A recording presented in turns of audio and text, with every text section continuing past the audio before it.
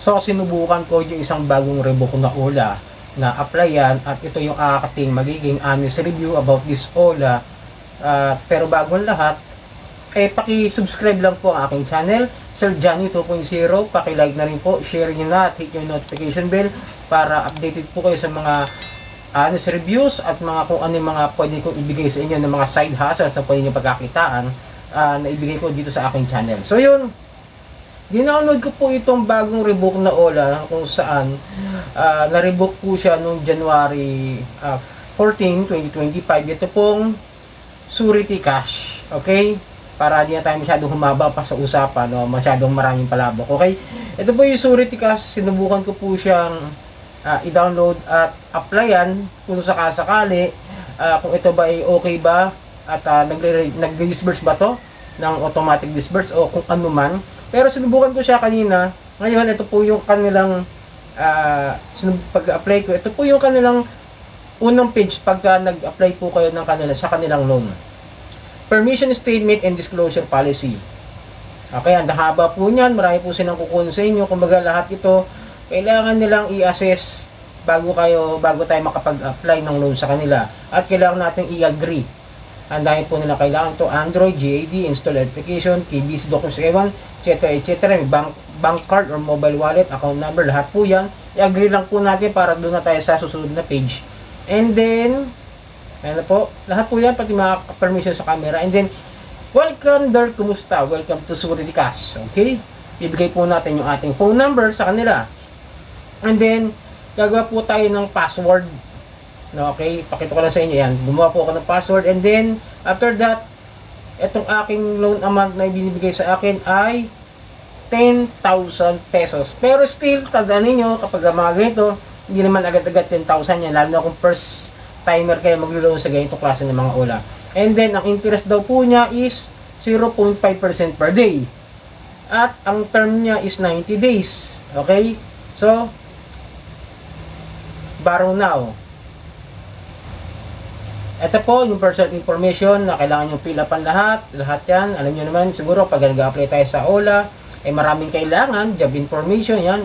Pinilapan po natin yan, emergency contact information, nilagay ko po yung mga numbers na kailangan nila, kamag-ahan ako, kakilala, yan.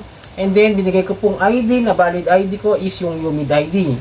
And then meron din silang face verification. Ako sa medyo tumagal ako rito, sa totoo lang. Nalito ako kasi rin sa parang may emoji siya na gumagano-ganon. Akala ko kung yung gagawin. Hindi ko masyado naintindihan agad kaninang umaga. Okay?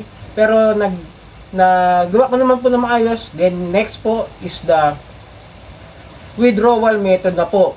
Ito po yung saan yung dadalhin o saan isasubmit, saan i-disburse, na e-wallet po ba o bank card po yung gagamitin natin. So meron din akong bank card, no? Pero hindi ko po siya talaga ginagamit sa pag-apply ng loan dito sa mga OLA na ito. Ang ginagamit ko po is yung GCash. Okay? Ayan po. And then, ang aking inaalok nyo sa akin ngayon na loan amount, yung sa kayo na sa una, parang up to 10,000 daw po. Pero nung fill up ko po lahat ng aking mga kailangan nila sa akin, is bibigyan daw po nila ako ng loan amount na 1,000 to 6,000 pesos. Yan po. The actual amount credited is subject to approved by risk control. Then, meron po siya nakalagay doon sa baba na loan term 150 days. Interest rate nga po is 0.5% per day. Sabi ewan ko kung totoo to. Repayment amount is 1,060. Ang hihiramin mo kung 1,000. Tapos kung 6,000 is 6,900. For 150 days po yun. Okay?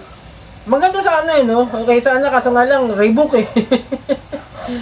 Kaya na-approve ako for 6,000 sa taas, di ba? Approve tayo for 6,000. Pero, siyempre, dahil rebook, alam naman natin na kapag na-rebook na, isabihin, illegally operated.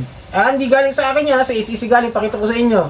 Ayan, baka sabihin na naman ng iba dyan, gumagawa ako ng kwento, baka sabihin din ako na itong OLA na ito, naggagawa ako ng kwento. Galing sa SEC yan, galing sa akin. Post ng mismong FB page ng Securities and Exchange Commission po yan. Ayan. Then, sinabit po natin kung ano po yung mangyayari kung ako po ay approve o kung ako ay reject. Nakalagay dito, congratulations. Your application has been submitted successfully. Yan, successfully. May forward na po ako. Pero maghintay daw ako ng mga ilang minuto, nakalagay dito yan eh. Hindi ko na maano. Basta may nakalagay yan ng ilang minuto bago balikan. And then, your order is being reviewed. We are processing your order and may contact you within 24 hours. Please ensure that your phone is open so that we can confirm that loan information with you. Otherwise, you will not be able to get the loan. Okay? Ayan po. Maghintay ako 24 hours. Pero nung sinilip ko po, ulit, after ng mga ilang minuto, siguro by 10 minutes, ito po ilabas, sorry! The code of the platform has been out already. Reject. Okay? Pero okay na sa akin yung reject. At least, nakita ko kung magkano ibibigay niya sa akin kung sakasakali na credit limit is 6,000 nga raw.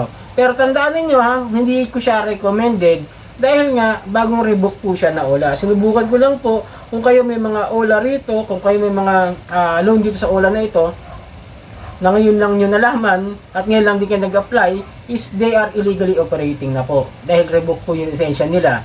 Pero kung may utang kayo rito before sila na-rebook, like sabihin natin before nag-January 24 o 15, something like, basta kung kailan siya na-rebook, is sisingilin pa rin nila kayo. Okay?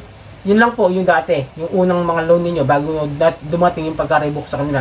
So yun, sana nakatulong ang video ito. Muli, maglalambing ako sa inyo na paki-subscribe po yung aking channel, Sir Johnny 2.0.